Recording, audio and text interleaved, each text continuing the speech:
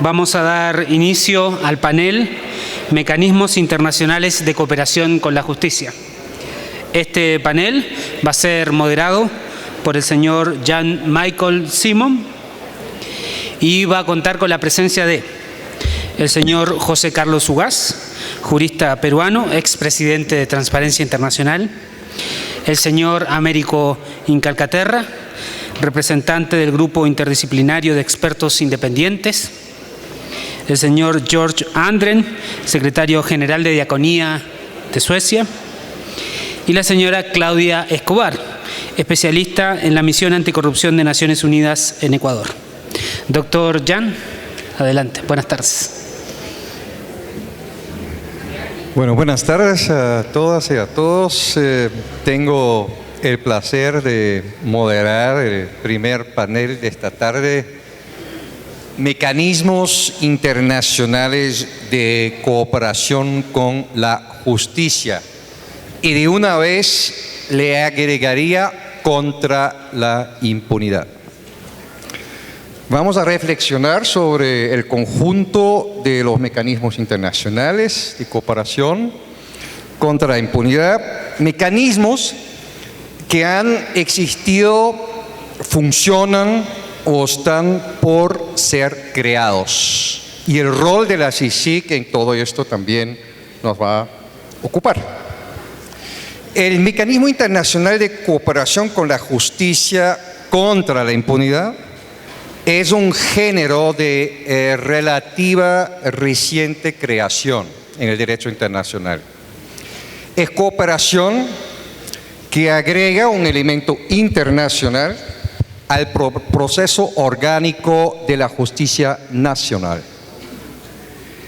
Es cooperación internacional que aporta a los estados a resolver problemas complejos de derechos humanos, de gobernabilidad democrática y del Estado de Derecho, también en el espíritu del capítulo 9 de la Carta de Naciones Unidas, tal cual que se ha fundamentado también el acuerdo de la CICIG. Desde su creación, los mecanismos han estado en constante evolución, han cambiado sus objetivos específicos, han cambiado el tipo de cooperación con los estados, han cambiado incluso los organismos internacionales y sus agencias que los sostienen. Unos van a dejar de existir, dando pasos a otras nuevas formas de cooperación y otras podrán ser replicadas. El éxito de estos mecanismos internacionales es tan variado como son sus formas.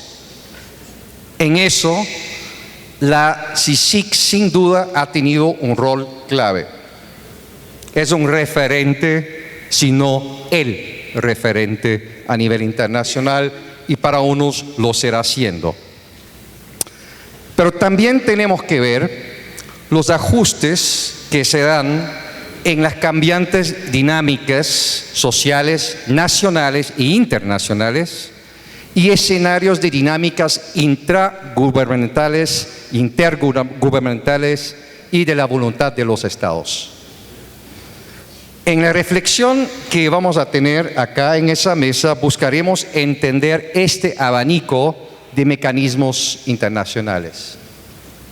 Al mismo tiempo, espero que podamos aportar acá, todos nosotros, de esta manera, la construcción de hojas de rutas para futuras formas de cooperación internacional que pueden darse ya sea en Guatemala o en otros países, incluso más allá de América Latina. Para eso hay que entender las características, los aportes, las lecciones aprendidas y los desafíos de estos procesos. Y para eso contamos entonces con la presencia de nuestros 4 expertos. Acá entonces vamos a empezar y tengo una pregunta específica para cada una de ustedes. También les quiero pedir que nos cuenten brevemente su experiencia en la materia que nos ocupa acá. Empecemos con Claudia. En tu experiencia como jueza guatemalteca y especialista internacional en la lucha contra la corrupción, ¿por qué los mecanismos internacionales de cooperación con la justicia pueden servir para la lucha contra la corrupción y la impunidad? Tienes 8 minutos.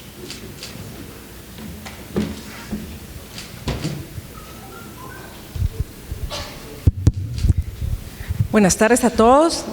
Es un gusto compartir con ustedes este panel a pesar de las circunstancias que nos tienen aquí reunidos.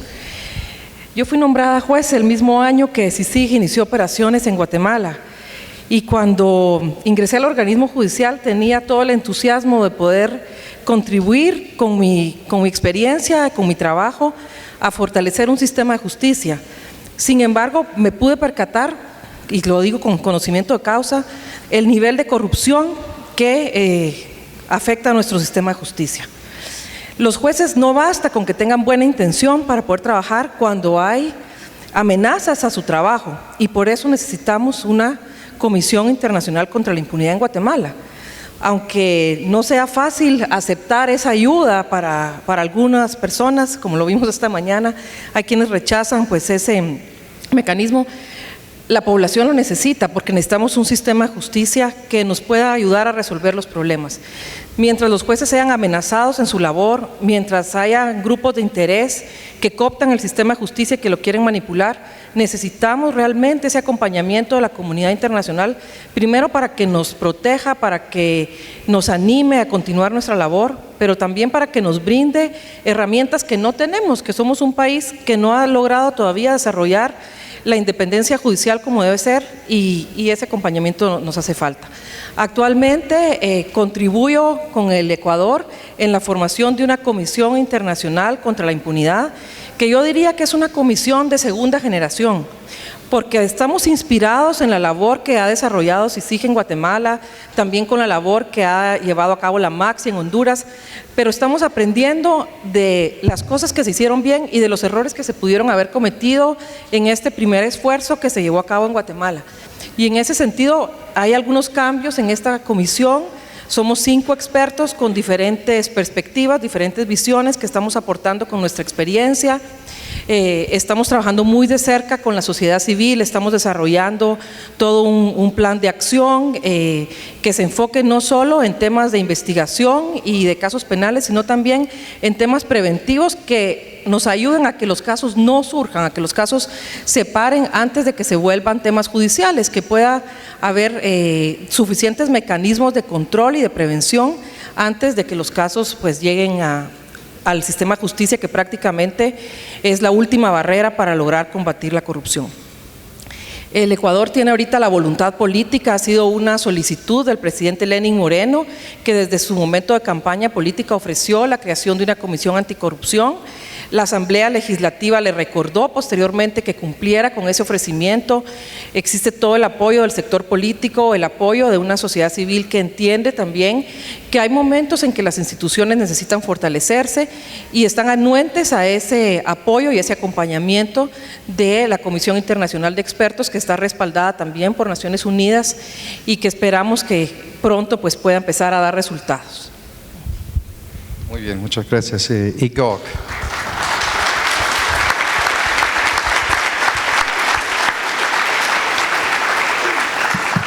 No sé si es Georg o Jorge o George. Jorge, ¿está bien?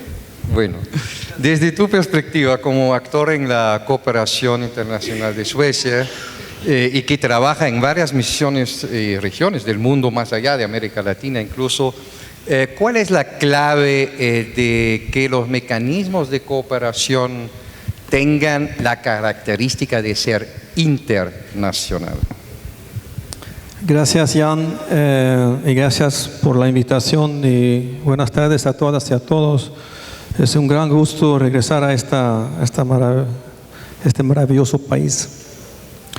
Yo estoy aquí, yo soy economista, yo soy activista, ahorita trabajo con una ONG sueca, ex diplomático, y yo no soy abogado. Entonces, para mí llegar en Guatemala hace unos 5 años fue mi primer encuentro con este tipo de mecanismo internacional en la lucha contra la impunidad y la corrupción.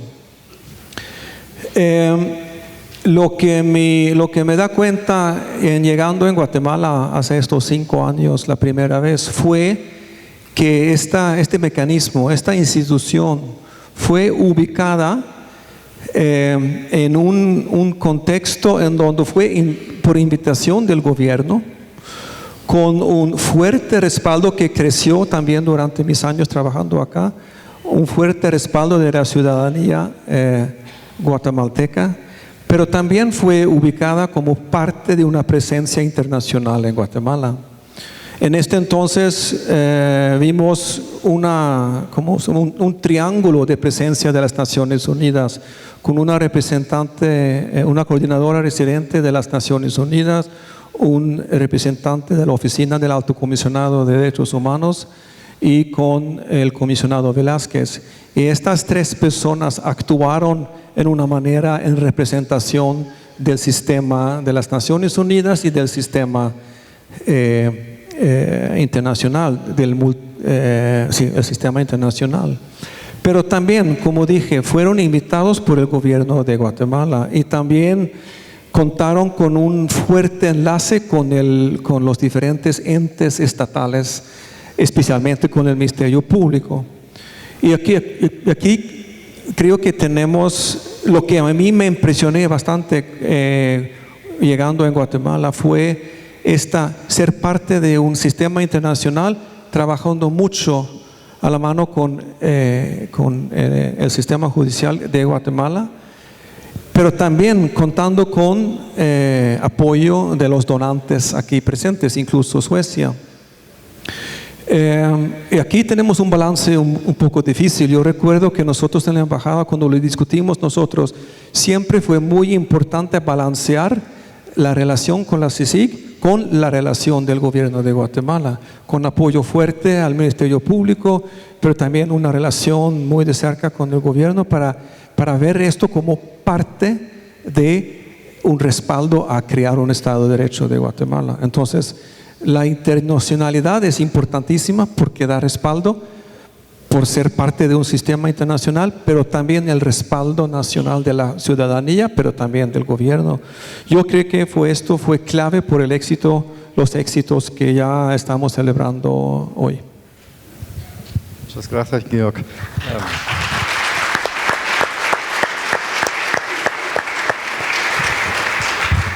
Amerigo, desde los diferentes ámbitos de experiencia que has tenido como funcionario, consultor de Naciones Unidas y de la OEA, ¿cuáles son desde tu perspectiva, incluso como integrante de 2 misiones internacionales, cuáles son las lecciones aprendidas que estarías sacando de tus experiencias a nivel internacional? Muchas gracias. También un saludo a todas y todos. Gracias por la invitación. Es un honor y un placer estar en este país en este momento muy importante para la vida política y social de este país. En mi experiencia, tal vez no todos lo conocen, he pasado muchos años de mi vida trabajando para el sistema de Naciones Unidas, especialmente en misiones de paz. En Misión de Paz en El Salvador, también aquí en Guatemala al inicio de Minugua. Después me incorporé a la oficina del Alto Comisionado en distintas posiciones. También he estado aquí un periodo muy cortito como representante del Alto Comisionado de las Naciones Unidas para los Derechos Humanos. Y terminé mi experiencia en América del Sur siendo responsable para toda América del Sur de la Oficina del Alto Comisionado. Y cuando finalmente me jubilé, seguí trabajando para el sistema de Naciones Unidas y también tuve la oportunidad de trabajar para la OEA en una misión el año pasado en Nicaragua, integrando el grupo de expertos independiente, internacional de independientes. Ha sido una experiencia de alguna manera muy, muy importante durante toda mi vida. Y como lecciones aprendidas, digamos, que uno puede rescatar algunos aspectos que son significativos. En primer lugar, Es importantísimo contar con una voluntad expresa de los gobiernos de turnos para que se pueda dar, digamos, la presencia internacional. Sin eso, evidentemente, es imposible. En cada una de las misiones, sean estas misiones de paz solicitadas por el propio Consejo de Seguridad, evidentemente siempre han partido de una solicitud de una autoridad para que se incorpore esa presencia y pueda trabajar en el país de una manera directa. Eso, por una parte, creo que ha sido sumamente importante. El otro elemento que creo que es fundamental es que hay que contar dentro de un Estado de Derechos con instituciones independientes y autónomas. Sin eso, la sola voluntad del gobierno no es suficiente para producir los cambios que una sociedad requiere en la construcción de una sociedad democrática. Y ahí tenemos varios ejemplos en mi vida, he recorrido donde justamente estuvo la voluntad política, pero falló, digamos, la independencia, autonomía de aquella instancia que tiene que balancear un Estado de Derecho. Especialmente me refiero al sistema de justicia en su conjunto, bien sean sistemas judiciales como también de la persecución del delito. Por otra parte, creo que es sumamente importante, en la primera pregunta que hiciste también, la importancia de que ese apoyo esté completamente respaldado por una comunidad internacional vibrante que conozca muy detenidamente lo que está sucediendo en esa realidad y que sabe que sus aportes pueden estar bien dirigidos en superar estas dificultades. Me parece que esos tres condimentos son fundamentales, a veces se dan, a veces no se dan, y en el transcurso que hemos visto en varias situaciones, como en el caso de Guatemala, hemos visto, hubo situaciones en que hubo una clara armonía entre todos estos elementos, y cuando se producen esas desarmonías, evidentemente se producen los problemas que estamos viviendo hoy día aquí en el país. Yo creo que por ahora dejo ahí y paso la palabra. Muchas gracias.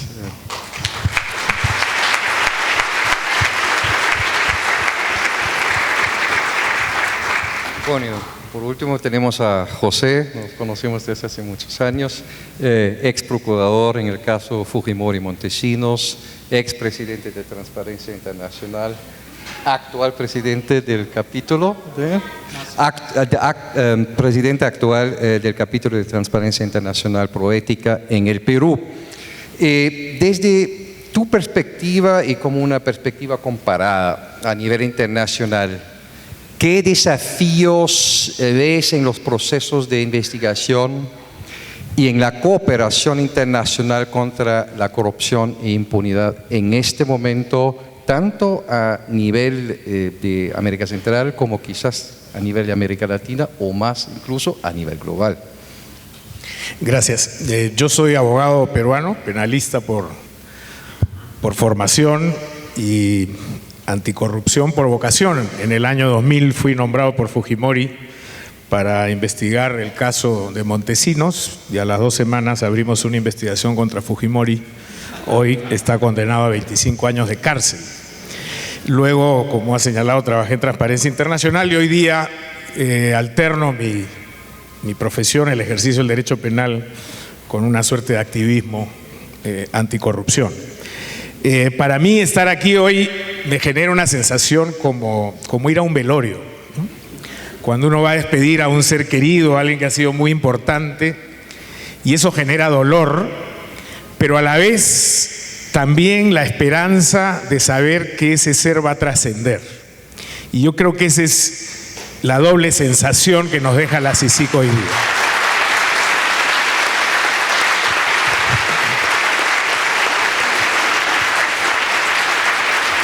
A mí me ha tocado desde Transparencia Internacional no solamente defender a la CICIG en su momento, sino promoverla. En países tan lejanos como Ucrania, por ejemplo, donde se instaló todo un debate para exportar el modelo guatemalteco a ese país, lamentablemente las condiciones políticas derivaron en otra cosa y no se pudo. Pero sin duda alguna es un modelo valioso y yo creo que va a seguir manteniendo vigencia. Como ha señalado Claudia, hoy día estamos varios envueltos en experiencias tratando de implementar algunas fórmulas parecidas o que se inspiran en la CICIG para poder desarrollar algún esfuerzo adicional contra la impunidad. ¿Y esto por qué? porque como se ha señalado, estamos viviendo tiempos de gran corrupción. Es verdad que nuestros países padecen de problemas de extendida corrupción administrativa cotidiana, pero el signo de los tiempos se ha marcado por los casos de gran corrupción y Lavajato probablemente es el mejor ejemplo de eso. 12 países de América Latina involucrados, al menos 16 expresidentes que están investigados o presos o suicidados. Vengo de un país donde hay 4 presidentes vinculados a Lavajato. Uno se quitó la vida para no enfrentar a la justicia, el otro está preso en Estados Unidos esperando extradición, uno acaba de salir de prisión y probablemente vuelva, y el otro está con arresto domiciliario. Y el presidente anterior, Fujimori, está preso, condenado a 25 años. Esto llevó al Papa, dicho sea de paso, cuando llegó al Perú, a preguntar en su primera conferencia de prensa: ¿qué pasa en el Perú que todos sus presidentes terminan presos por corrupción? Y la respuesta es que no es solo un problema del Perú, es un problema de la región y también un problema del mundo. Pero esa gran corrupción, como bien se dijo más temprano, hoy día no cabe duda que conecta con la violación a los derechos fundamentales de las personas. Y en ese sentido hay que tener clara la idea de que, siendo la gran corrupción un crimen de poder que involucra poder económico, poder político o poder criminal propiamente dicho, no puede ser controlada solamente con sistemas de justicia locales, porque esos sistemas de justicia han sido penetrados precisamente por estos poderes. Y en ese sentido nos encontramos en una contradicción permanente. Los sistemas de justicia locales no pueden controlar un fenómeno que más bien controla los sistemas de justicia. Y ahí es donde surge la necesidad de la justicia supranacional, porque la gran corrupción le impone un límite natural a los sistemas de justicia. 2 ideas con las que a mí me gustaría cerrar esta participación. La primera es que se requiere efectivamente instancias de cooperación internacional, porque la gran corrupción es un problema de derechos fundamentales, y en segundo lugar porque hoy se ha convertido en un problema de seguridad global. Lo que ocurre en el mundo a partir de la gran corrupción y su encuentro con el crimen organizado es una amenaza para el mundo. Por eso hemos hablado en la región en los últimos tiempos de 2 modelos.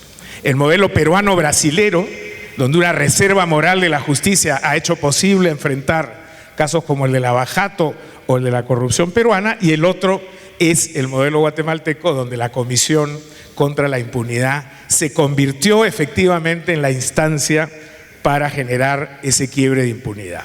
Entonces, el desafío en esta materia de justicia anticorrupción está planteado porque los sistemas locales son incapaces en general para poder enfrentar este problema por sí mismos, y el reto también es cómo la ciudadanía se involucra en estos procesos y cómo hacemos visibles a las víctimas para que los ciudadanos entiendan que es un problema que mata, enferma, niega educación, profundiza la pobreza, aumenta la inequidad. Yo creo que ahí estarían los 2 riesgos que en el corto plazo presenta esta problemática.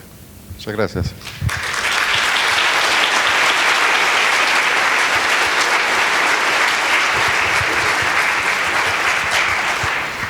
Bueno, les tengo una pregunta general a ustedes 4. Y porque mucho se discute de cuáles han sido los impactos de esos mecanismos, cuál es el valor agregado de tener una misión internacional, quizás incluso complementario con cooperación internacional cuando se ve un caso que no solamente esté relacionado con el país. Y bueno, mi pregunta a ustedes es si ustedes pueden sintetizar cuáles han sido los 2 impactos o claves de un mecanismo internacional desde su punto de vista más importantes.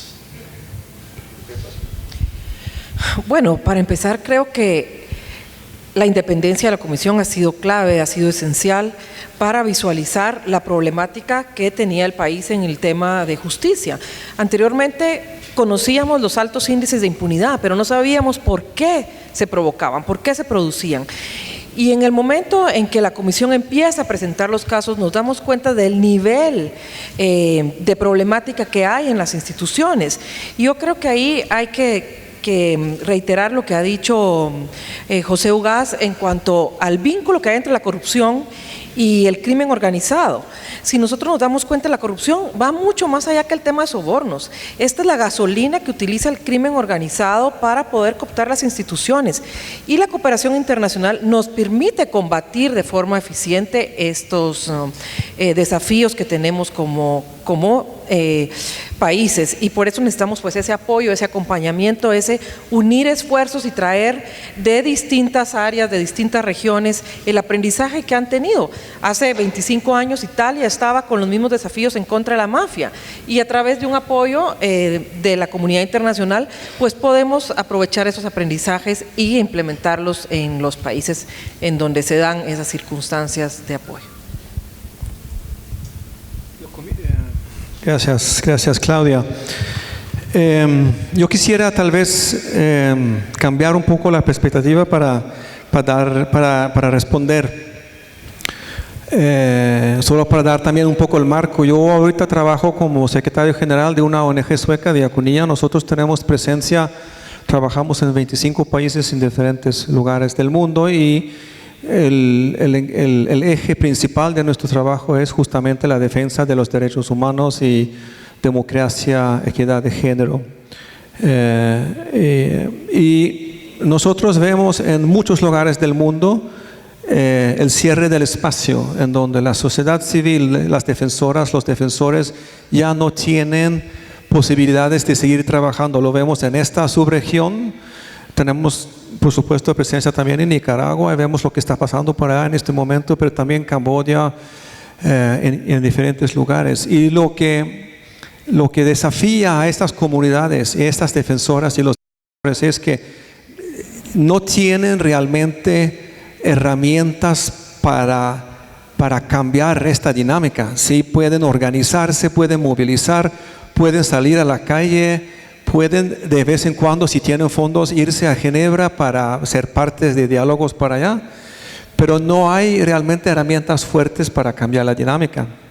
Con la entrada de la Comisión contra la Corrupción e Impunidad en Guatemala, entró un mecanismo que sí fue parte de dar esta herramienta fuerte, no solo en la lucha contra la corrupción, pero también dar voz y dar un espacio en donde las defensoras y los defensores y las comunidades pudieran explicar y compartir la situación bajo que vivieron, pero también que era una relación con el Estado en donde estos casos se pudieran entrar en el sistema judicial. Para mí, creo que esto es lo fundamental de la Comisión aquí en Guatemala, que lograron realmente crear esta herramienta fuerte. Muchas gracias.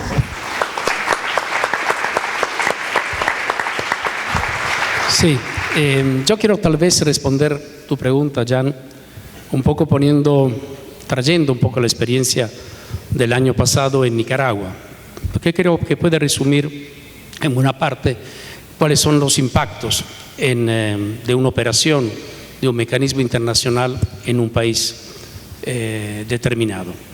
Usted sabe muy bien lo que había sufrido Nicaragua a partir de una serie de manifestaciones, de protestas pacíficas de ciudadanos, estudiantes en Nicaragua a partir del 18 de abril del año pasado.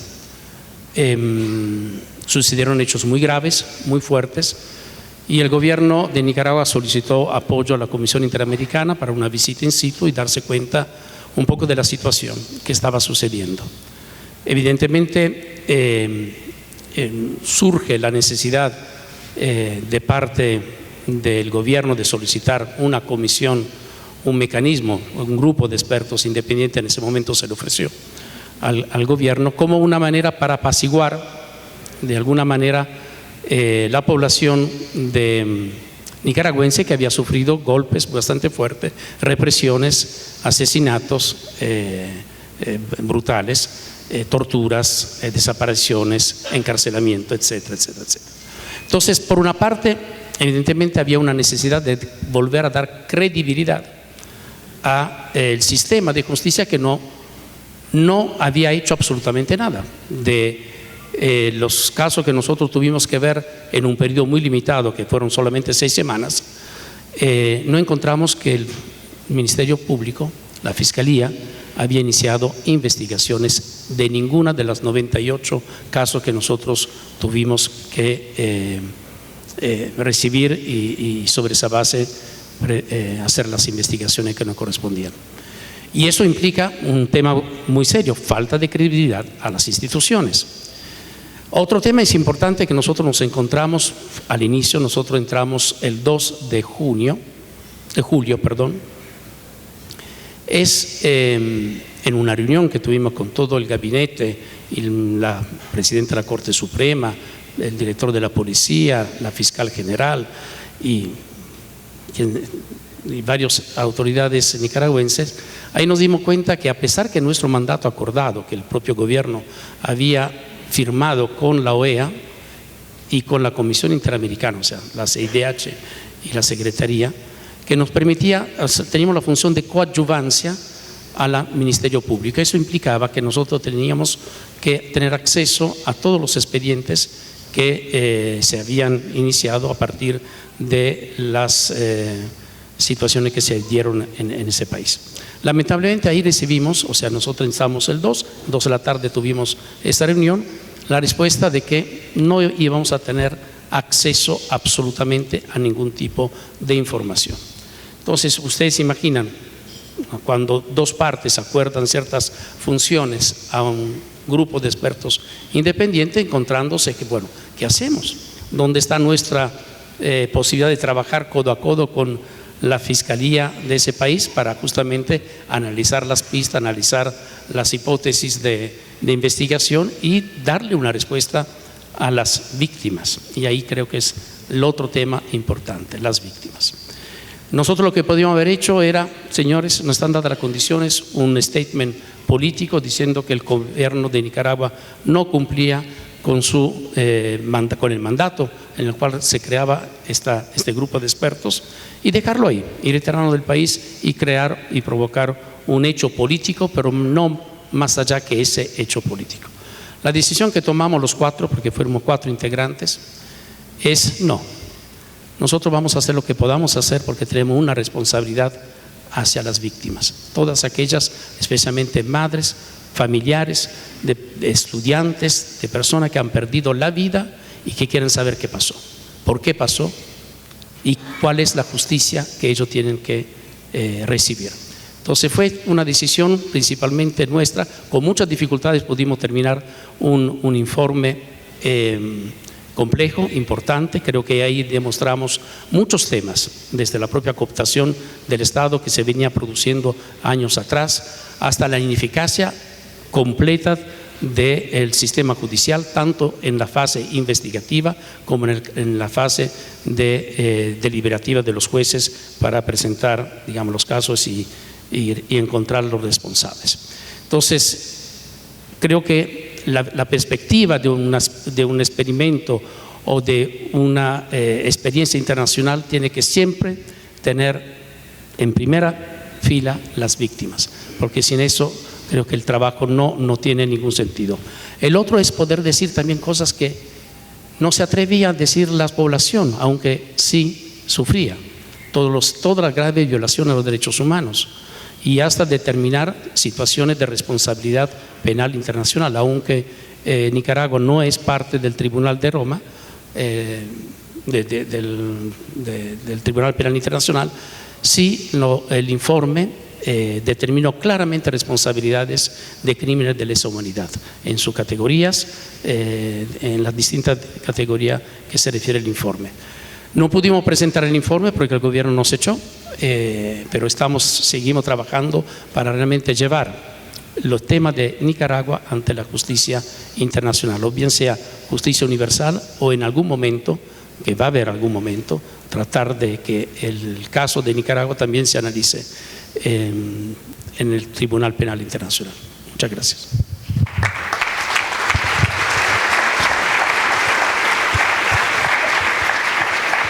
A ver, dos breves ejemplos de impacto de mecanismos internacionales. El primero, el caso Fujimori, que me tocó vivir de cerca.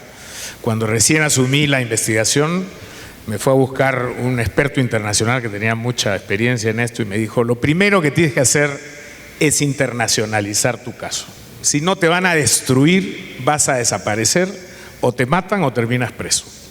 Y efectivamente, no sé si motivado o asustado por esa sugerencia, fui a buscar cooperación internacional, toqué la puerta de la Embajada de Estados Unidos, toqué la puerta de la Embajada Suiza, y a través de mecanismos informales se logró instalar un equipo del FBI que trabajó con nosotros conjuntamente. Trabajamos con un equipo de fiscales suizos y logramos resultados en el muy corto plazo. El primero fue protegernos, el segundo fue repatriar dinero, más de $200 millones en 14 meses.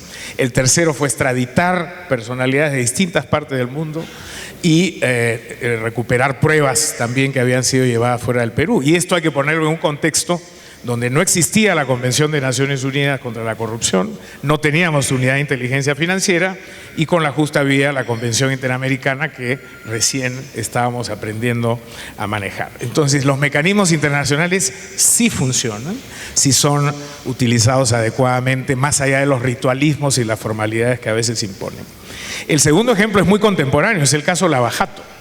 He sido testigo porque Transparencia Internacional ha estado facilitando parte de estas investigaciones, de cómo hoy día los fiscales de varias partes de los 12 países que están involucrados se hablan por WhatsApp y se pasan pruebas por WhatsApp y se van dando datos y viajan cotidianamente y hay un flujo de información muy consistente e informal que permite que hoy día un país como el mío haya avanzado en 2 años y medio lo que a Brasil le tomó 4. Es decir, el intercambio de información entre agencias de investigación cuando se implementan los mecanismos de cooperación internacional, y dicho sea de paso, la cooperación eficaz o delación premiada ha sido una de esas herramientas valiosísimas, permite avanzar muchísimo con las investigaciones y lograr resultados. La cantidad de condenas que van a ser posibles en el Perú hoy día, en el caso Lavajato, en buena parte se debe a información que ha sido trasladada de las declaraciones de los corruptos brasileros que, acogidos a la colaboración eficaz, han dado las pruebas, han dado la información y los nombres. Entonces, creo que eso nos da un ejemplo claro de que sí hay un impacto. Hay un reto que se le planteó a la Asamblea de Fiscales Latinoamericanos y que todavía no se ha tomado, y es aplicar el artículo de la Convención de Naciones Unidas, el 47 o 49, sobre los equipos de investigación conjunta. El día que aprendamos a hacer investigaciones conjuntas en América Latina, como se hacen en el seno de la Unión Europea, esto puede tomar una dinámica muy distinta. Por supuesto, la CICIG y ese modelo es un modelo superior, de instancia mucho más articulada, que sería el sueño para todos los países que tenemos severos problemas de gran corrupción.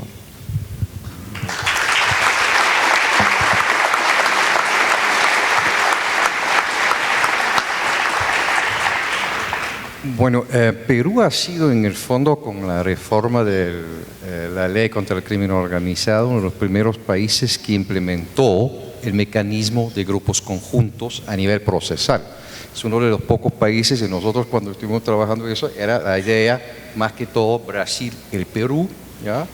Podría ser incluso más.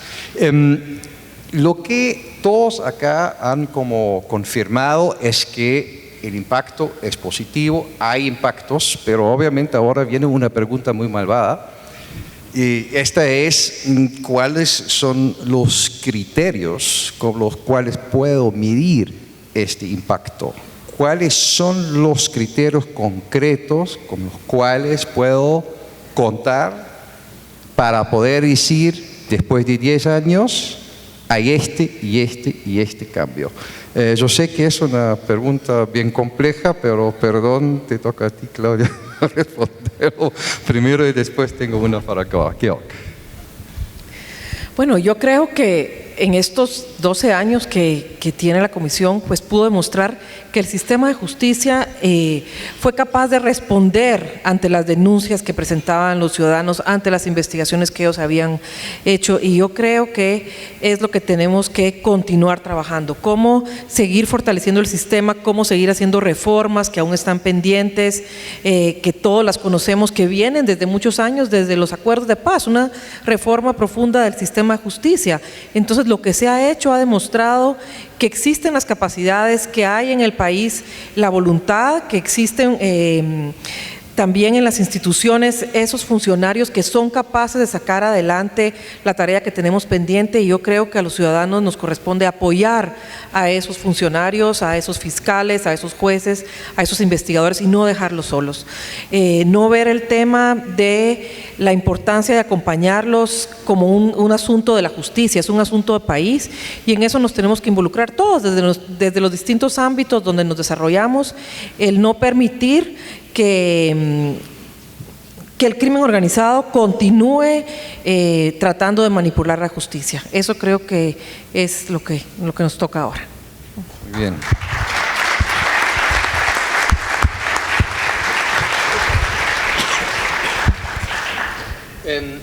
José, tú, has hablado mucho sobre tu experiencia, más bien como procurador, pero también sos un activista internacional, ¿no? No solamente en el marco de Transparencia Internacional, pero particularmente en Transparencia Internacional. Y yo quisiera saber cuál es el rol de la sociedad civil para que se instale un mecanismo como este en un país. ¿Cuáles son realmente los métodos que la sociedad civil puede utilizar a hacerlo, más allá del caso guatemalteco que hemos en la primera ronda hoy en la mañana escuchado cómo fue? Mira, esa es una pregunta muy relevante. Si miramos lo que ha pasado en los últimos 4 años o 5 años a nivel global, es un nuevo componente en la lucha anticorrupción, que es la movilización ciudadana.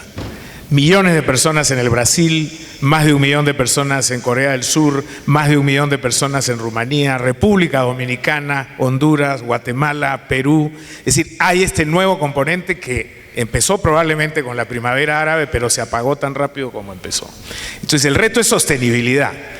¿Qué hace que la ciudadanía se movilice? Bueno, esa es la pregunta del $1.000.000. Pero una de las razones por las que la ciudadanía se moviliza es cuando entiende el daño que la corrupción le hace. Aquí en Guatemala creo que lo de Pérez Molina fue tan evidente que lanzó a la gente a la calle. El reto que tenemos en la comunidad anticorrupción, a diferencia de otras comunidades, por ejemplo, los que luchan por la defensa del medio ambiente pueden poner una ballena llorando y todo el mundo entiende que esa ballena puede desaparecer.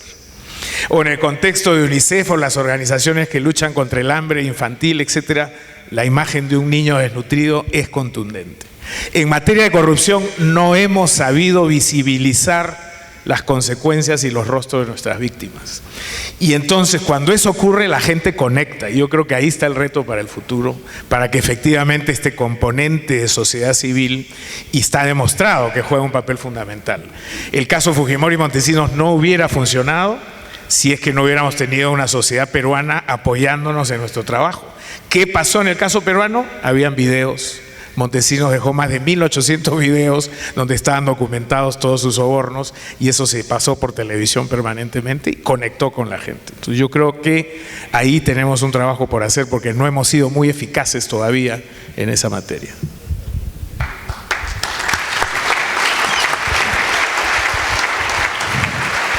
Amerigo, quisiera saber un poco también, porque si la hipótesis es correcta, que se mencionó aquí en nuestra ronda que hay delincuencia del poder, hay instituciones del Estado cooptado.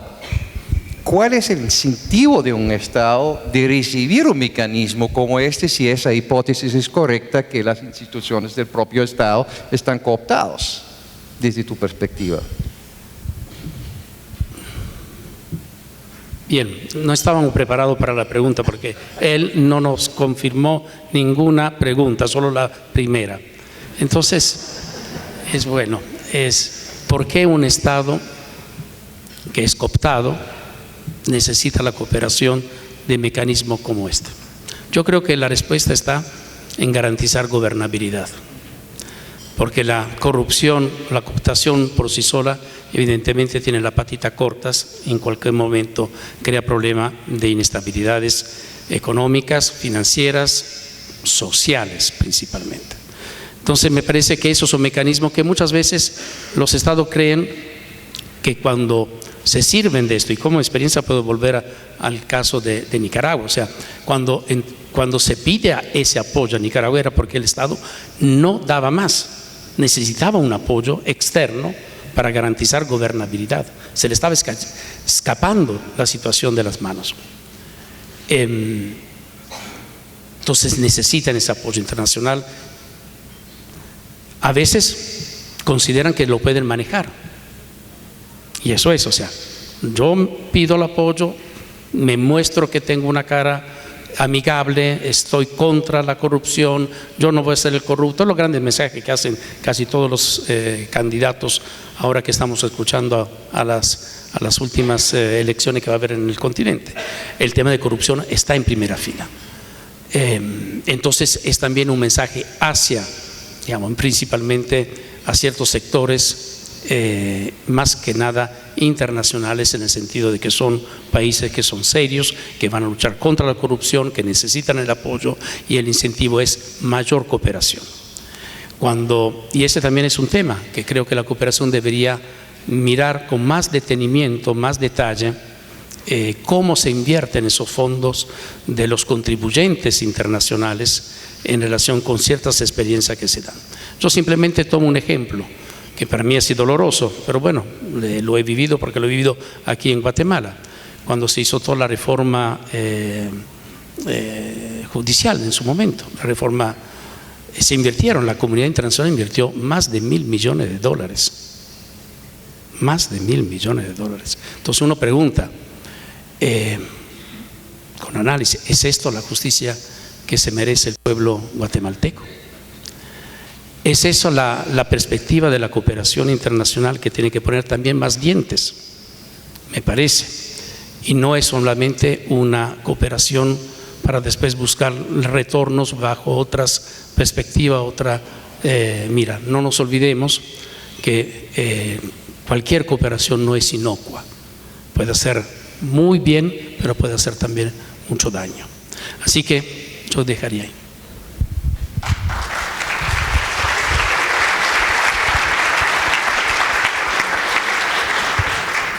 Sobre esta última pregunta quisiera compartir lo que ha dicho un profesor de Harvard, Robert Rothberg, en un libro que habla sobre la cura contra la corrupción. Y él dice que se requiere de un nivel en las altas esferas del gobierno de voluntad política y honestidad. Cuando eso existe, entonces hay capacidad de reconocer las debilidades, porque escondiendo el problema abajo de la alfombra no vamos a poder combatir la corrupción. Entonces tenemos que tener esa honestidad de decir, hay un problema y necesitamos ayuda. Es como cuando estamos enfermos.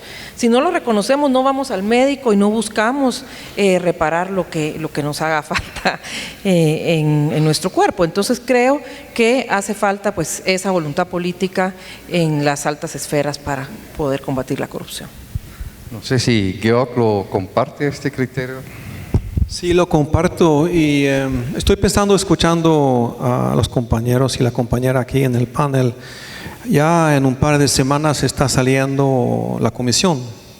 ¿Y cuál es el legado? Yo creo que aquí, según lo entiendo yo, para realmente ser exitoso en esta lucha, tiene que ver, como dijo el compañero acá, por mi lado, no solamente una voluntad, pero también una institucionalidad fuerte, suficientemente fuerte, pero sí se necesita voluntad.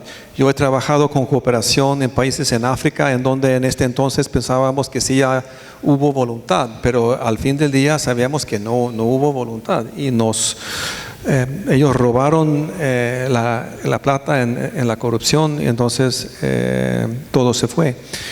Pero aquí en Guatemala, con la salida de la comisión, sí hay un legado y creo que es importante recordarlo. Alguien mencionó que sí hay funcionarios públicos en el sistema judicial, en el ejecutivo y en diferentes lugares en la institucionalidad que ya saben que sí se puede. y que hay posibilidades de cambiar las cosas. También hay y lo repito, un respaldo fuerte de la ciudadanía guatemalteca. Salieron a la calle por indignación en la primavera de 2015, y hay una experiencia que sí se puede, y hay un respaldo, y entonces yo creo que va a surgir una respuesta que va a poder tomar este legado y aprendizaje, se llama en español, de este legado, y seguir el camino que comenzó esta comisión. Bien.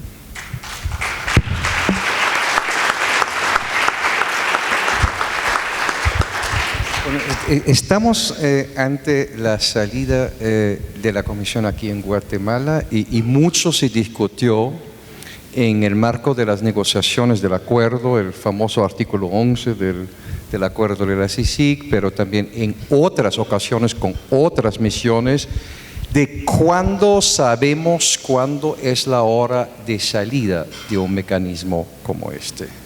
Si se lo podemos ver desde una perspectiva positiva, ya hemos hablado sobre los impactos, hemos hablado sobre los criterios de evaluación. Si llegamos a la conclusión que ya hay una reforma y hemos llegado al punto de no retorno, no hay ninguna necesidad más para un mecanismo internacional.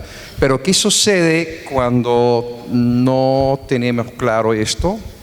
¿Y qué sucede cuando la voluntad del gobierno que invitó ese mecanismo ya parece que no es el que estuvo como al inicio, ¿no?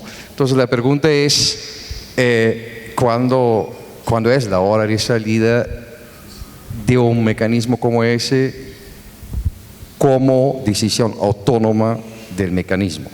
No cuando un gobierno ya no quiere más y cancela el compromiso que tiene. No sé quién quiere responder a esa pregunta.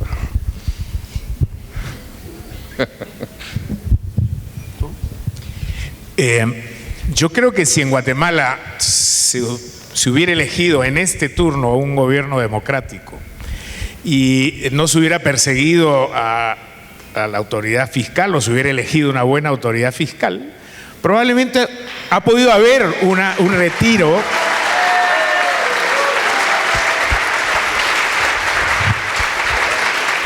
Probablemente ha podido haber un retiro ordenado de la CICIG, porque creo que los logros después de 12 años están ahí, los hemos estado viendo. El problema es que en países como Guatemala y muchos otros, el mío probablemente también, no hay término de cierre, porque siempre va a poder venir un gobierno autoritario, arbitrario, y borrar todo de un plumazo, perseguir a quienes ya se formaron, a las nuevas generaciones fiscales, a los policías, etc. Si esto fuera Suecia, entonces no tendríamos ese problema.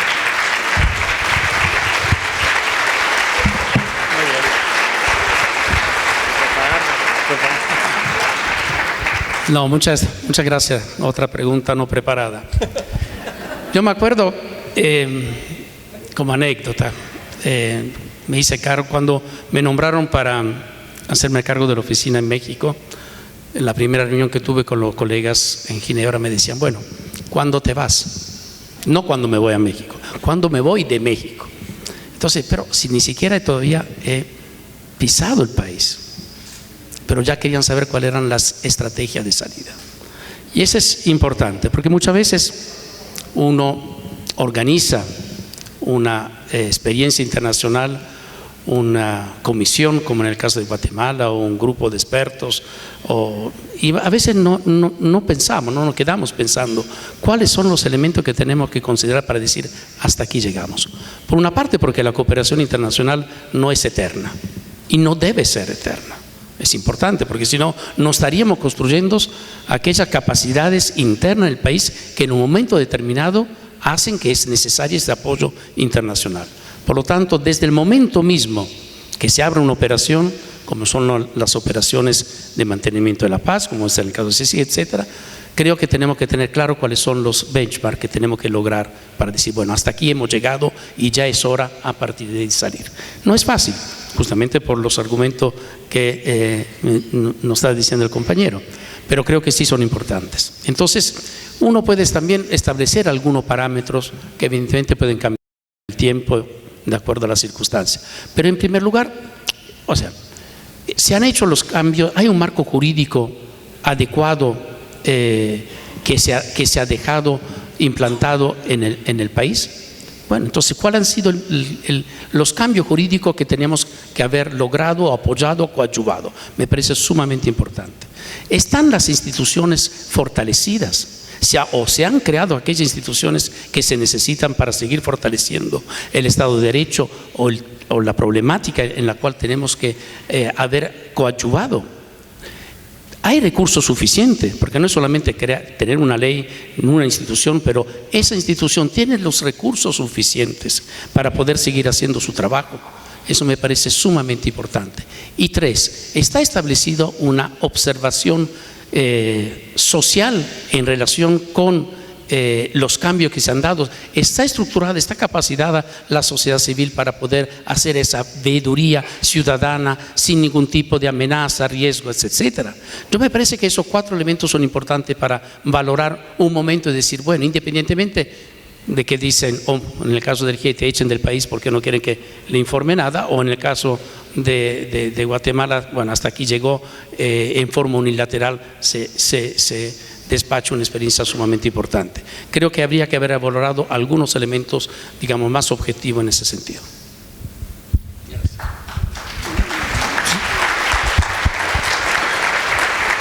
Yo voy a... Sí, de acuerdo, es una pregunta no preparada. Pero es una pregunta, creo que es la pregunta de $1.000.000. ¿Cuándo viene la hora de salir? Lo importante es que cada día trabajando con un mecanismo como lo de CICIG o de Maxi o lo que está preparando tal vez en El Salvador, cada día uno tiene que prepararse por la salida. Es una cosa de tratar de fortalecer la institucionalidad del Ejecutivo, del sistema judicial para prepararse. Pero cuando está llegando la hora, esto no lo sé, pero yo sí sé cuando no es la hora de salir.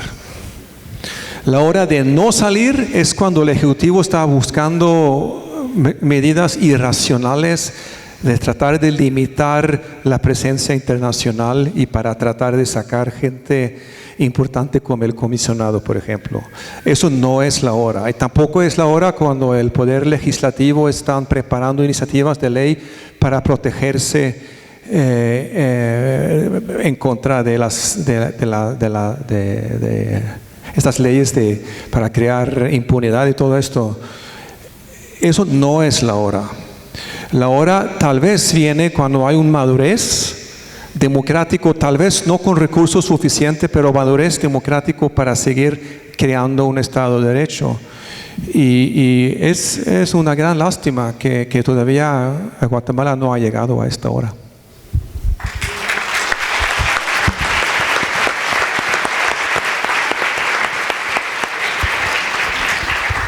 Bueno, yo creo que todos sabemos por qué se va la CICIG, o sea, fue una salida forzada por las personas que estaban siendo investigadas en temas de corrupción, que tenían el poder para sacar a la comisión.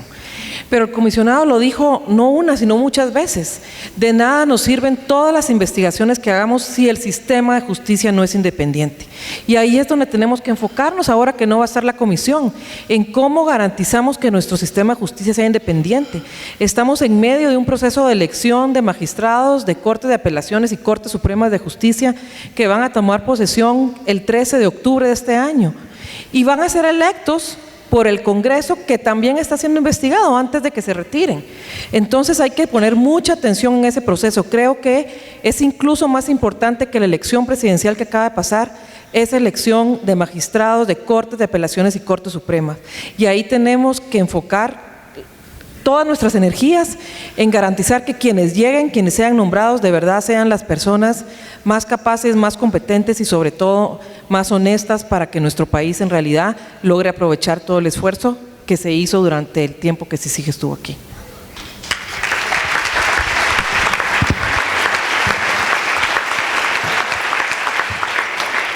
Bueno, una ronda final. Les pido a ustedes quizás un mensaje a las guatemaltecas y los guatemaltecos que están presentes aquí en la sala.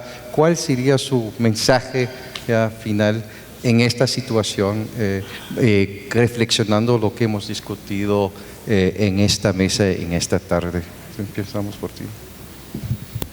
Bueno, yo transmito un mensaje del pueblo peruano. Nosotros hemos tenido una guerra interna salvaje, hemos tenido dictaduras militares, hemos tenido gobiernos hipercorruptos y sin embargo se instaló ya hace algún tiempo la idea de sí se puede. Y yo creo que ese mensaje es el que debemos transmitir, sí se puede. Hoy probablemente perdemos una batalla, pero no la guerra.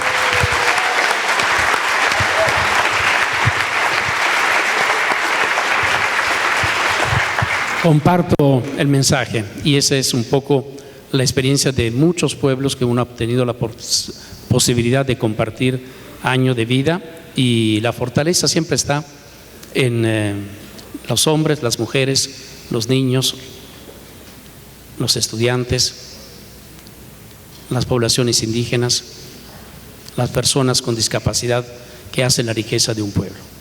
Yo creo que ahí ustedes tienen la respuesta, ustedes tienen toda la capacidad y el poder para poder revertir cualquier situación.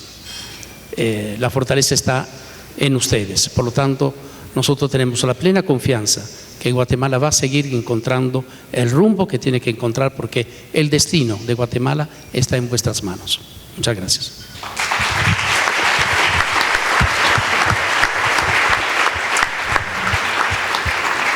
Para seguir un poco en el mismo tema, que sí se puede, pero también aquí tenemos, aquí en esta sala, funcionarios públicos, funcionarias públicas valientes, aquí presentes, que están trabajando bajo condiciones extremadamente duras y difíciles, y que ustedes mismas y mismos muestran que sí se puede.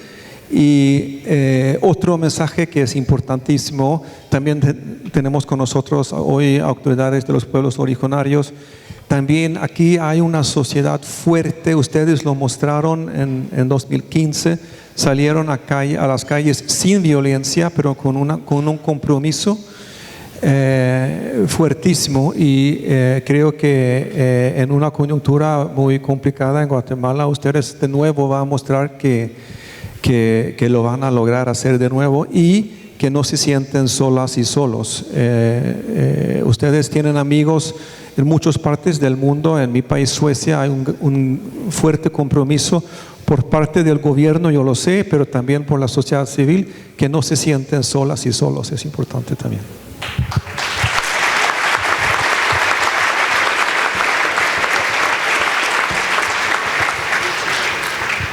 Bueno, yo creo que tenemos que aprender a luchar en contra de la desconfianza que tenemos entre nosotros mismos. Tenemos que aprender a superar nuestras diferencias y pensar en el país que queremos y cómo lo podemos construir juntos.